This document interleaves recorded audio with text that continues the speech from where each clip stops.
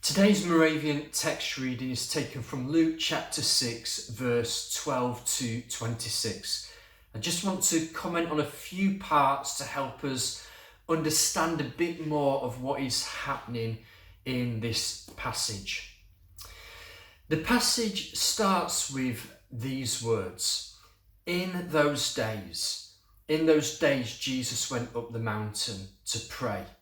And when I read that, I thought, well, in which days? What days is it referring to? And I think we find the answer to that in the verse immediately before, which says that the religious leaders have now started to actively plan how to stop Jesus. So we might say, in those days of opposition, in times where people were against Jesus' response was to go up the mountain to pray. And I would suggest that that's always to be our first response as Christians. In the emergency room of the Christian life, prayer is like the triage. It's the initial assessment where we can get a true perspective of what's going on, God's perspective of what is going on, and God's plan to move forward, to respond and to act. I find it so challenging that Jesus prayed all night. That's something that I've only ever really done a handful of times in my life, and yet it's a regular rhythm for Jesus to go up to the mountain all night to pray. As someone fully human, he allowed prayer to disrupt his comfort. And of course, from that place of extended prayer, Jesus then comes down the mountain. From that place of prayer and intimacy, he picks his core team. He begins to heal the sick and to teach. So Jesus lived in that covenant kingdom reflex. All of his kingdom activity flowed out of intimacy with the Father. Prayer was the place of recharge for Jesus.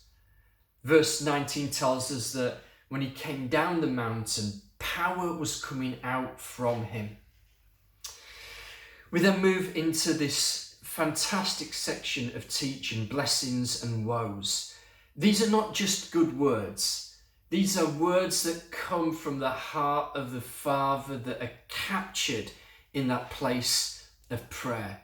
I don't know about you, but I would rather listen to a prayerful preacher than a skillful preacher any day of the week. And when we do get an opportunity to speak, in whatever setting, let our preparation be in prayer.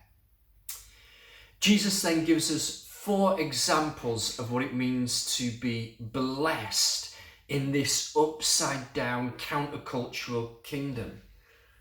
Now, that word blessed is the Greek word makarios. It means to be happy. It means congratulations are in order. It's a now and not yet, present and future word.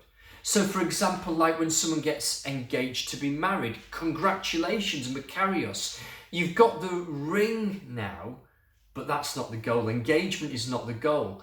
The ring guarantees something greater in the future, marriage. Or you're buying a house, congratulations, you paid the deposit, you're excited, you're happy in the present. Words we associate with being blessed, happy, excited, but something even greater now lies ahead of you, the house, the home. And that is how the kingdom works. It is a now, not yet kingdom.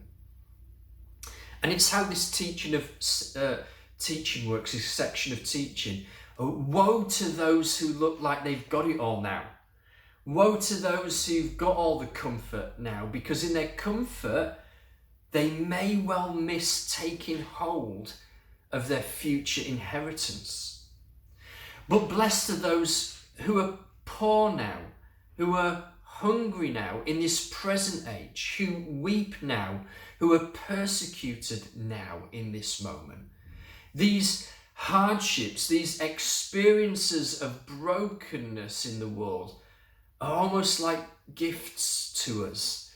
They almost, like that engagement ring, God uses them to expose our weakness, to expose our need for him, and to draw us into a deep dependency on him, to draw us into intimacy.